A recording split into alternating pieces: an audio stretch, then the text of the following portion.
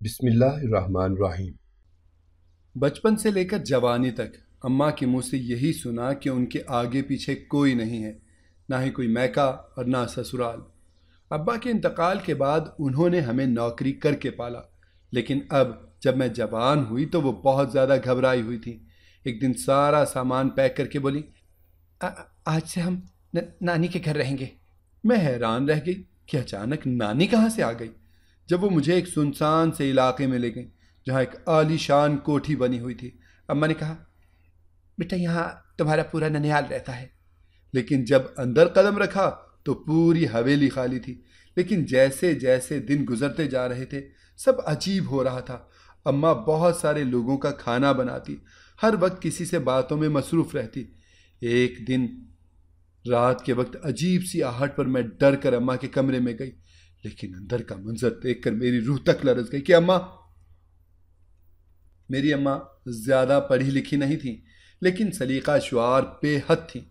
इसीलिए जब मेरे अब्बा अचानक ही इस दुनिया से चले गए तो वो मेहनत मुशक्क़त करके मेरा और अपना पेट पालती थी। यही वजह थी कि मेरी ज़िंदगी में मेरी माँ के सिवा किसी की भी कोई अहमियत नहीं थी। मेरी माँ ही मेरी बेहतरीन दोस्त थी, शुरू से आखिर तक। जब मैंने स्कूल जाना शुरू किया तो इब्तदाई जमातों में तो नहीं, लेकिन अगली जमातों में मुझे ये समझ आने लगी कि एक मुकम्मल ख़ानदान के लिए माँ बाप, ददयाल, ननियाल और बाकी रिश्तेदार कितने ज़रूरी होते हैं। लेकिन मेरे पास तो कुछ भी नहीं था। स्कूल में मेरी सहेलियाँ और बाकी क्लास फेलोज़ मुझसे अक्सर मेरी फैमिली के बारे में पूछती थीं, तो मेरे पास सिवाय खामोशी के कुछ भी नहीं होता था। कुछ मेरी स्कूल फेलोज़ मेरा शदीद मजाक भी उड़ाती थीं कि ये देखो, ये वो जा रही है जिसके ना वालिद है और ना कोई नानी दादी। ये कैसे हो सकता है और ये कैसे जीती होगी।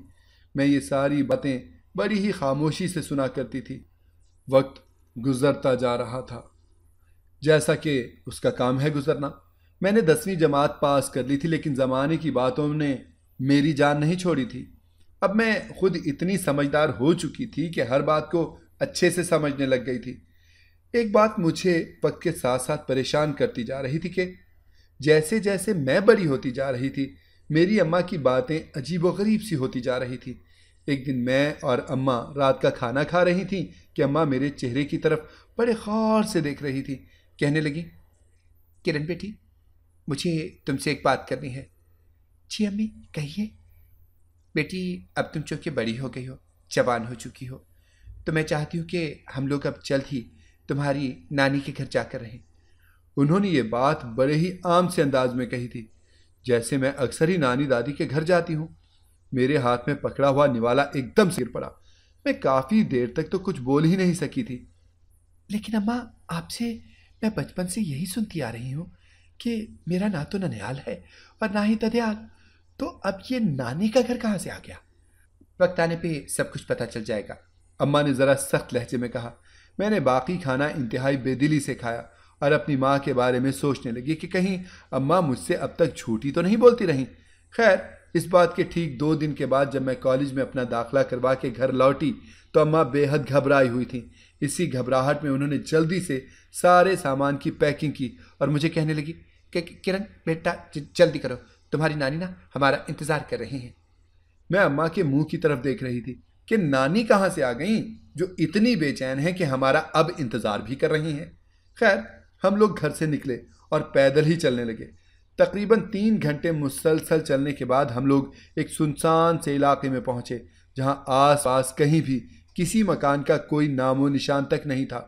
मेरे पूरे जिस्म में खौफ की एक लहर सी दौड़ गई। मैंने सोचा कि मेरी माँ मेरे साथ है, मैं भला घबरा क्यों रही हूँ।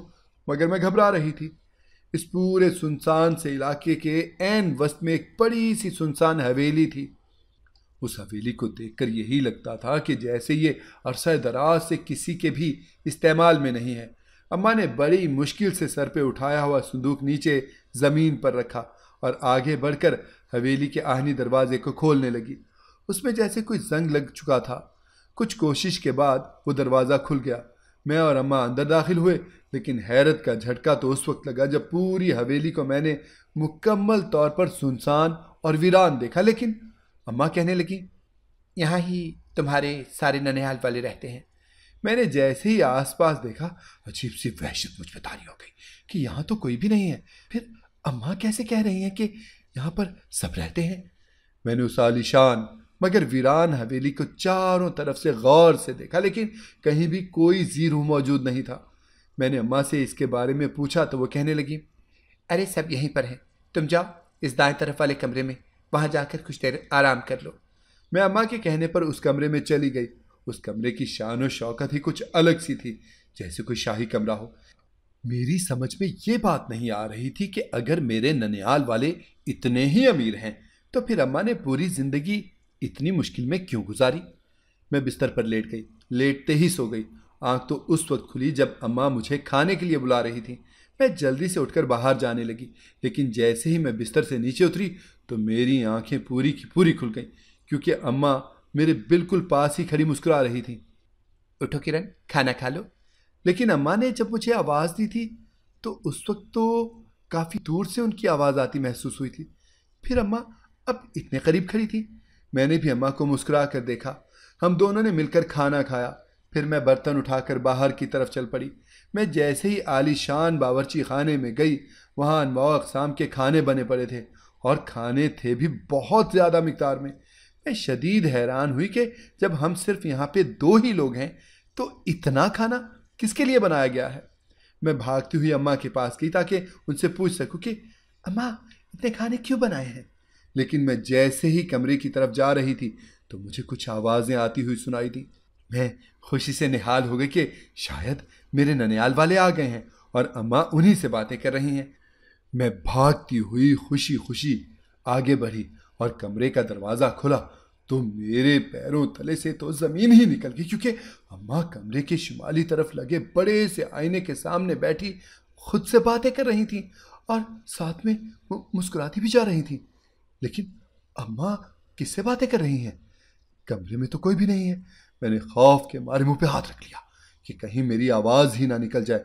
अचानक अम्मा की नज़र मुझ पर पड़ी तो वो मुझे देखते ही कहने लगी, किरण इतनी देर क्यों बाहर लगा दी है? अम्मा मैं अम्मा वो मेरे हलक से आवाज़ ही नहीं निकल रही थी। मैं डरती डरती अम्मा के करीब गई और उनके चेहरे को देखने लगी, लेकिन मुझे तो वहाँ ऐसा कुछ भी नज़र नहीं आया। वही चेहरा था मेरी माँ का, मासूम सा, जिस पर मुझे हमेशा ही प्यार आता था। अम्मा आपने इतना सारा खाना क्यों बनाया है? हालांकि हम तो सिर्फ तो। अभी तो बात मेरे मुंह में ही थी कि अम्मा बोल पड़ी, अरे मेरी बच्ची, अभी तो हम सिर्फ 2 ही हैं यहाँ। अभी थोड़ी देर में तुम्हारे मामू, मुमानी, नाना नानी और खाला सब लोग आ रहे हैं। फिर खाना ज़्यादा इसीलिए तो बनाना पड़ा। अच्छा, वो सब लोग कब तक आएंगे? आज रात को आएंगे ना। अम्मा ने मुख्तसर जवाब दिया और कहने लगी, मैं ज़रा बाहर जाकर देखूं किसी चीज़ में कोई कमी ना रह जाए। अम्मा ये कहकर उठकर बाहर चली गई। मैं वहीं बैठी रह गई और अम्मा की इन अजीबो गरीब हरकतों पर गौर कर रही थी कि ये सब क्या हो रहा है। लेकिन मैं क्या कर सकती थी? अम्मा कुछ बताती भी तो नहीं है ना। मैं इन्हीं सोचों में गर्क थी कि हम लोग आज ही अभी यहाँ आए हैं तो ऐसे मसाइल पेश भी आ रहे हैं, न जाने आगे क्या क्या होगा। मैंने सोचा कि यहाँ कमरे में बैठकर क्या करूँगी। कुछ देर के लिए मैं हवेली के अंदरूनी कमरों और ऊपर वाली मंजिल को ही देखाऊं। मैं बाहर निकली तो अम्मा दाखिली दरवाजे के पास ही बैठी हुई थी और बैरूनी दरवाजे को बड़े ही गौर से देख रही थी, जैसे किसी का शिद्दत से इंतज़ार कर रही हों। मैंने अम्मा की तरफ देखा और कुछ देर सोचती रही, लेकिन फिर मैं सीढ़ियाँ चढ़ने लगी। सीढ़ियों के ऊपर वाले हिस्से को बड़े गौर से मैं देखने लगी थी।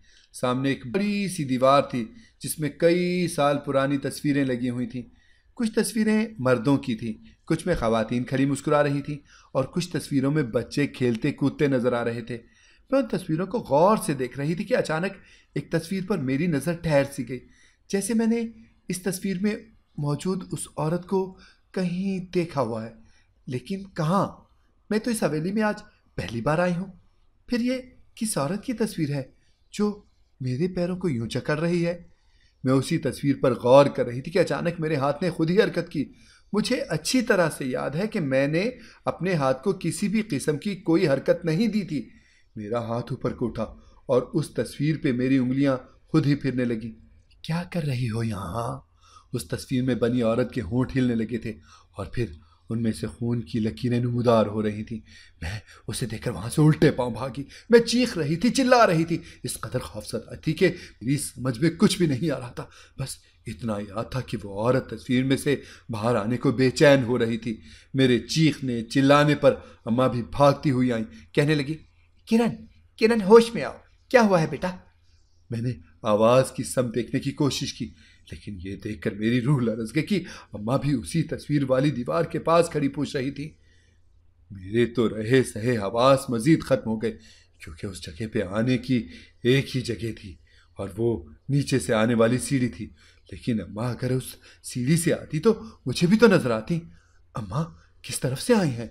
मैं यही बात सोच सोच कर पागल हो रही थी कि अचानक अम्मा के पीछे लगी हुई तस्वीर में से वो तमाम लोग आहिस्ता आहिस्ता करके बाहर निकलने लगे थे। मैं ये देखने की सकत कहाँ रखती थी, जमीन पर गिरी और वहीं पर बेहोश हो गई।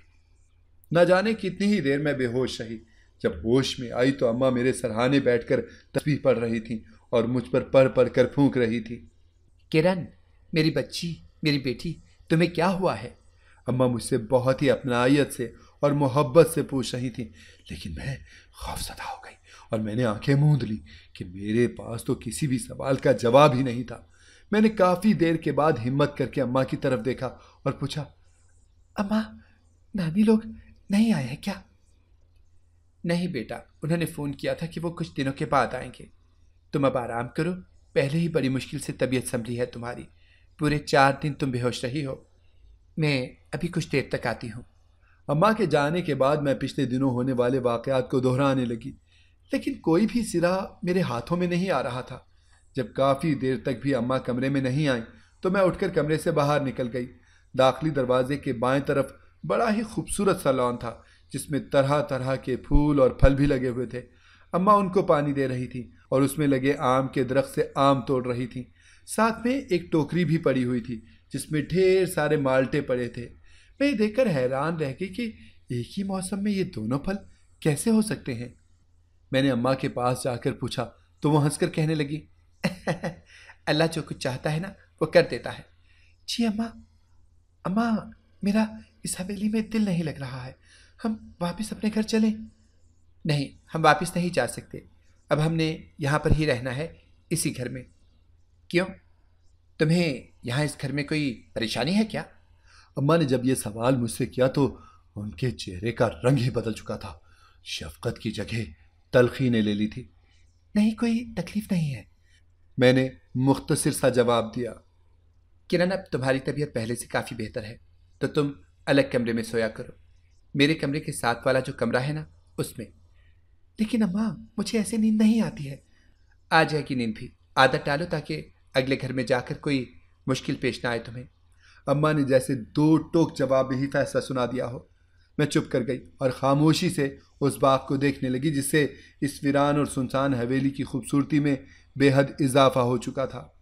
आज से मैंने अलग अपने कमरे में सोना था और ये सोच ही मेरी रूह फनाह कर रही थी। जैसे जैसे रात करीब आ रही थी मेरी रूह लरस रही थी कि ना जाने अब आगे क्या क्या होगा। मैं रात को कुछ थोड़ा सा खाना खाकर अपने कमरे में जाने लगी। अम्मा मुझे बावर्ची खाने में से देख रही थी। मैंने एक नज़र उन पर डाली तो ना जाने क्यों वो मुझे कुछ अजीब सी लगी, लेकिन वो मुसलसल मुस्कुरा रही थी। मैं जल्दी से अपने कमरे में चली गई। ये कमरा भी बाकी कमरों की तरह बहुत बड़ा और इंतहाई पुरतायुश था। जिंदगी की हर सहूलत इसी एक कमरे में मौजूद थी। मैंने सोने से पहले सारी खिड़कियां अच्छे से देख लीं। मैंने अपनी तसल्ली की और अपने बेड पर लेट गई। ना जाने कब मेरी आंख लग गई। तकरीबन रात के तीसरे पहर मेरी आंख आहट पर खुली और साथ में कुछ आवाज़ें भी आ रही थी, जैसे कुछ लोग आपस में तेज़ तेज़ बातें कर रहे हों। मैं खुशी के मारे उछल पड़ी कि मेरे ननियाल वाले आ गए हैं। मैंने बिना कुछ सोचे समझे ही कमरे का दरवाज़ा खोल दिया, सीधी अम्मा के कमरे की तरफ बढ़ गई। मैंने जैसे ही कमरे का दरवाज़ा खोला तो मेरी चीखें निकलते निकलते रह गईं कि वो ऊपर वाली मंजिल की दीवार पर लगी तस्वीर मेरी अम्मा के कमरे में लगी हुई थी और उनमें से एक एक करके वो सारे लोग बाहर निकल रहे थे। मेरी आंखें खौफ के मारे खुल चुकी थी।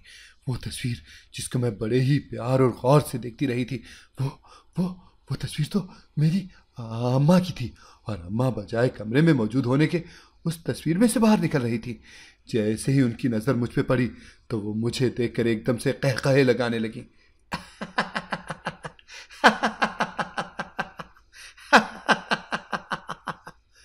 मैं ये सब कुछ देखकर पीछे को भागने लगी, लेकिन किसी ने पीछे से ही मुझे दबोच लिया। मेरी गर्दन में दोनों हाथ डालकर गर्दन दबाने लगा।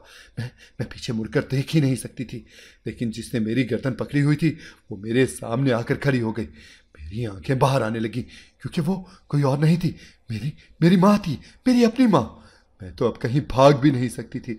बड़ी ही मुश्किल से हलक से आवाज़ें निकाली, अम्मा अम्मा अम्मा अम्मा, मुझे छोड़ दे अम्मा। लेकिन अम्मा मुझे ऐसे ही गर्दन से दबोचते हुए वापस उसी कमरे में ले गई थी जहां वो तमाम तस्वीर वाले लोग बैठे हुए थे। मुझे देखकर एकदम से खूनख्वार कहकहे लगाने लगे। कहाँ जाती हो किरण शहजादी?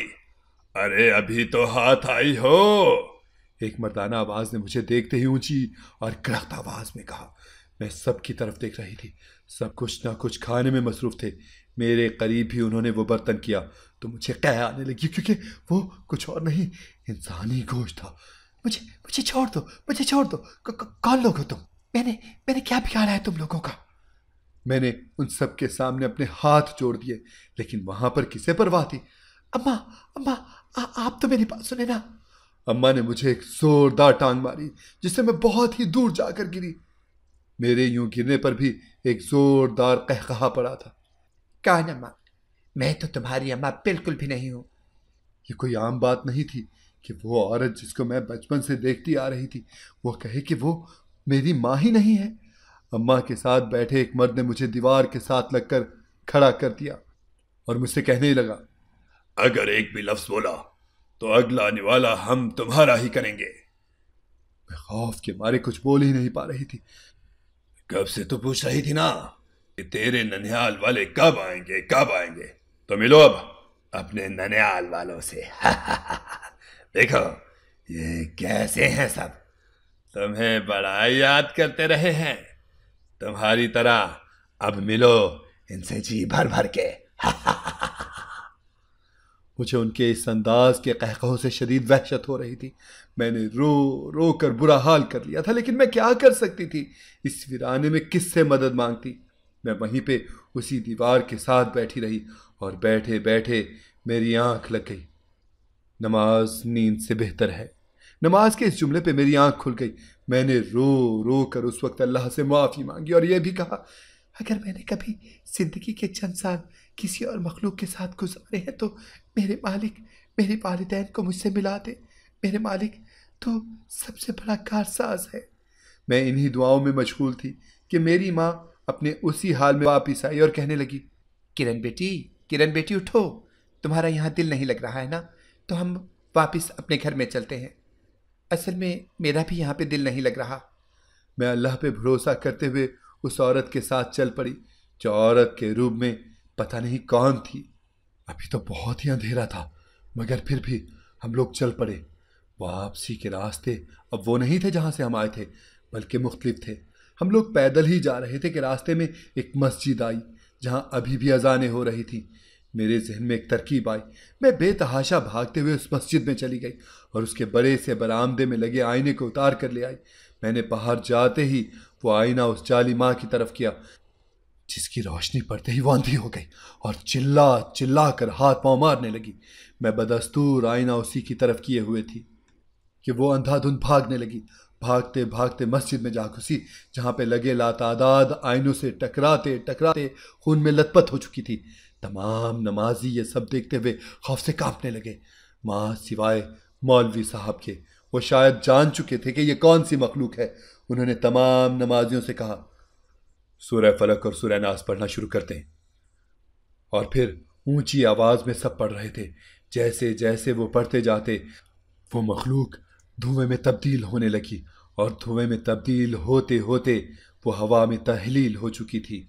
उसकी राख ज़मीन पर गिर रही थी। मौलवी साहब ने उस राख को एक बोतल में डाला और एक नमाजी को हिदायत की, इसे समंदर में बहा देना। फिर मुझसे मुखातिब हुए, बेटी क्या माजरा है? तो मैंने अलिफ से लेकर ये तक सारी कहानी उन्हें सुना दी। जब मैं ये कहानी सुना रही थी तो एक शख्स रोता हुआ मेरे करीब आया और मेरे बाजू पर एक निशान तलाश करने लगा। जब वो निशान मिल गया तो उसने मेरे सर पर हाथ रखा और साथ में कहा, तुम मेरी ही बेटी हो जो 2 साल की उम्र में लापता हो गई थी। तुम्हारी माँ तुम्हारी जुदाई में इस दुनिया से चली गई थी बेटी। ये कहते हुए उनकी आंखें नम हो गई थी, लेकिन मैं किसी पर भी अब एतबार नहीं कर सकती थी। मैंने मौलवी साहब की तरफ देखा जो मेरी बात समझ चुके थे। कहने लगे, बेटा मैं इन साहब को बड़ी अच्छी तरह से जानता हूँ। वाकई इनके साथ ये सब कुछ हो चुका है। इनकी एक बेटी शाम के वक्त गांव में लगे बाग में चली गई थी, जहाँ पर फूल तोड़ने पर उस पर साया हो चुका था। फिर उस बच्चे की कुछ खबर नहीं हो सकी कि वो कहाँ गई। मगर बेटा फिर हम सब अल्लाह की रज़ा में राज़ी हो गए। दुआएं तो अभी तक करते थे कि उस याद पर यकीन कामिल रखते थे, और देखो उसी यकीन की बदौलत आज तुम हमारे दरमियान जिंदा सलामत हो मेरी बच्ची किरण। उनके मुंह से अपना नाम सुनकर मैंने सर उठाकर उनकी तरफ देखा। एक बाप की शफकत उनकी निगाहों में नजर आई। वो खुशी खुशी मुझे अपने साथ लेकर घर की तरफ चल पड़े और मैं ये दुआ करते हुए कि कहीं अब की दफ़ा भी किसी नई मुसीबत में ना फंस जाऊं, उनके साथ चल रही थी। मौलवी साहब भी हमारे साथ थे। जैसे ही मैं घर में दाखिल हुई, एक भरपूर ख़ानदान मेरी राह तक रहा था। मेरे 3 भाई और 2 बहनें मज़ीद थीं। चचा, मामू, खालू, नानी और दादा सभी थे। मैं अपने पिछले सारे गम भूल गई जब इतनी मोहब्बतों में खुद को पाया। तो अगर आपको हमारी कहानी पसंद आई है तो हमारे चैनल को सब्सक्राइब करें, लाइक करें, शेयर करें और बेल आइकॉन प्रेस करना ना भूलिएगा, ताकि हमारी हर आने वाली वीडियो आपको बर वक्त मिल सके।